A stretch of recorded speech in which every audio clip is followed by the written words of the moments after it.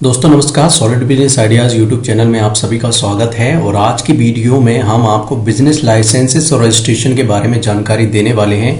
बहुत सारे हमारे सब्सक्राइबर ने ये पूछा कि किस बिजनेस के लिए कौन सा लाइसेंस लगता है या फिर कौन कौन से लाइसेंस हम बिजनेस करने के लिए लगते हैं।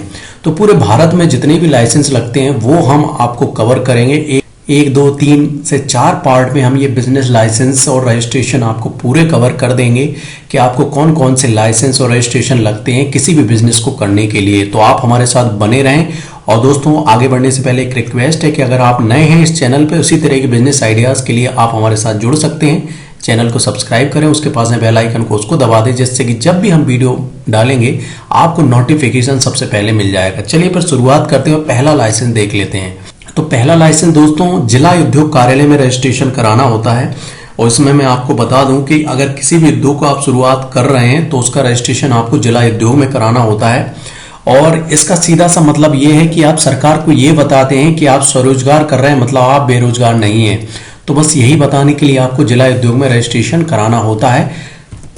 इसके अलावा दोस्तों इसका फायदा एक ये होता है कि आप भारत सरकार के द्वारा चलाई जा रही बहुत सारी ऐसी योजनाएं होती हैं जिनके द्वारा आप जिला उद्योग से जानकारी ले सकते हैं और इस रजिस्ट्रेशन के बाद आप उन योजनाओं का लाभ उठाकर सब्सिडी और लोन के बारे में जानकारी ले सकते हैं और ये योजना का लाभ भी उठा सकते हैं। तो इसलिए भारत सरकार के अगर किसी भी बिजनेस में आप लोन या सब्सिडी लेना चाहते हैं तो जिला उद्योग कार्यालय में रजिस्ट्रेशन जरूर कराएं। बात कर लेते हैं दोस्तों दूसरा लाइसेंस, जो कि निगम लाइसेंस या फिर जिसको नगर पालिका लाइसेंस भी बोलते हैं। तो दोस्तों अगर जिला उद्योग में आप जैसे ही रजिस्ट्रेशन करा लेते हैं उसके बाद आपको निगम लाइसेंस लेना पड़ता है और लेना चाहिए, क्योंकि कोई भी फैक्ट्री आप सिर्फ इंडस्ट्रियल एरिया में ही लगा सकते हैं और दूसरे एरिया में नहीं लगा सकते हैं। तो जिस भी जिले में आप लगा रहे हैं तो वहाँ के निगम से अगर आप लाइसेंस ले लेते हैं कि आप इस एरिया में एक फैक्ट्री लगाना चाहते हैं या फिर बिजनेस करना चाहते हैं तो वो आपको लाइसेंस दे देंगे। इसके अलावा दोस्तों ये लाइसेंस आप या तो नगर निगम से ले लें, विकास प्राधिकरण या फिर जिला उद्योग दफ्तर में आपको फैक्ट्री रजिस्ट्रेशन जो हमने अभी भी बताया वो कराना होता है। तो ये निगम लाइसेंस आपको आसानी के साथ मिल जाएगा। तो सबसे पहले अगर आप कोई सा लाइसेंस लेते हैं तो वो निगम लाइसेंस भी ले सकते हैं और उद्योग विभाग से लाइसेंस भी ले सकते हैं। इसके अलावा दोस्तों आपसे निगम से जैसे ही सर्टिफिकेट मिल जाता है तो आप अपने बिजनेस को उस एरिया में आसानी के साथ शुरू कर सकते हैं। बात कर लेते हैं दोस्तों एयर और वाटर पॉल्यूशन परमिट। ये वातावरण से संबंधित परमिट लेना होता है दोस्तों। अगर कोई आप ऐसा बिजनेस स्टार्ट कर रहे हैं जिससे प्रदूषण फैलता हो या फिर आपके जो नेचुरल रिसोर्सेज हैं आप उनका इस्तेमाल कर रहे हैं, हवा पानी इनका, तो अगर ग्रीन कैटेगरी, आपको 3 कैटेगरी में ये डिफाइन होता है। अगर आप इसका रजिस्ट्रेशन कराते हैं तो ग्रीन कैटेगरी का मतलब होता है कि आपकी फैक्ट्री से किसी तरह की प्रदूषण नहीं होता है। अगर आप ऑरेंज कैटेगरी में आते हैं तो थोड़ा थोड़ा प्रदूषण होता है, जिसके लिए वाटर या एयर ट्रीटमेंट प्लांट लगाना जरूरत होता है। इसके अलावा दोस्तों रेड कैटेगरी वो होते हैं जिनमें प्रदूषण वाले उद्योग आते हैं। इन्हें आप कोई राज्य मंजूरी नहीं देता है वैसे तो, लेकिन फिर भी आप जानकारी ले लें कि आप रेड कैटेगरी वाले बिजनेस कर सकते हैं कि नहीं कर सकते हैं। इसके अलावा दोस्तों एयर और वाटर पॉल्यूशन परमिट हर जगह लगभग एप्लीकेबल है। तो आप अगर नेचुरल रिसोर्सेज से संबंधित कोई सा भी बिजनेस कर रहे हैं तो ये लाइसेंस या रजिस्ट्रेशन जरूर लें।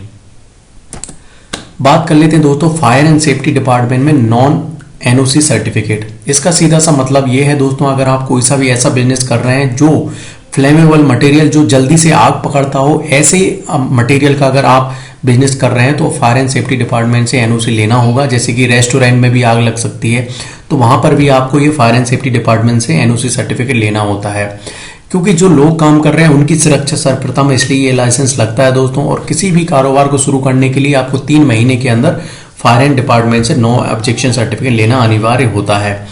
एनओसी लेने से संबंधित व्यक्ति को अपने लघु उद्योग में आग से बचने के उपाय के बारे में बताना होता है, जो कि हम कवर कर चुके हैं। तो ये फायर एंड सेफ्टी डिपार्टमेंट से नो ऑब्जेक्शन सर्टिफिकेट होता है।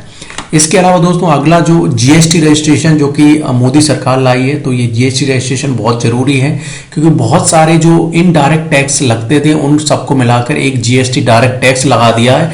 और ये भी कई चीजों पे एप्लीकेबल होता है। अलग अलग अगर आप देखें तो अलग अलग अगर टर्नओवर है तो उस हिसाब से जीएसटी लेना होता है। तो जीएसटी लागू करने के लिए टैक्स की एक व्यवस्था हो गई है और आपका कितना टर्नओवर है उस हिसाब से लाइसेंस लगता है। तो दोस्तों ये तो हमारा पहला पार्ट हुआ। दूसरे पार्ट में भी हम कुछ ऐसे ही बिजनेस के लाइसेंस और रजिस्ट्रेशन के बारे में हम आपको बताएंगे आगे।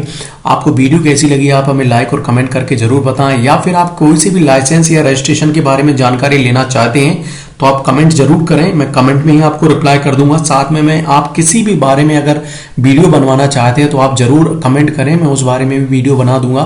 दूसरे पार्ट में हम पूरी कवर करेंगे। साथ में ही दोस्तों जितने भी मैंने लाइसेंस और रजिस्ट्रेशन बताए हैं इनके बारे में हम एक एक करके पूरी जानकारी डेप्थ में भी देंगे कि किस तरीके से बिजनेस लाइसेंस लें, क्या क्या योग्यताएं होती हैं, साथ में कितना फीस लगती है और किस किस काम में ये लाइसेंस लगता है। ऐसे तमाम तरह की जानकारी हम आगे आपको बताएंगे। इस वीडियो को पूरा अंत तक देखने के लिए बहुत बहुत धन्यवाद।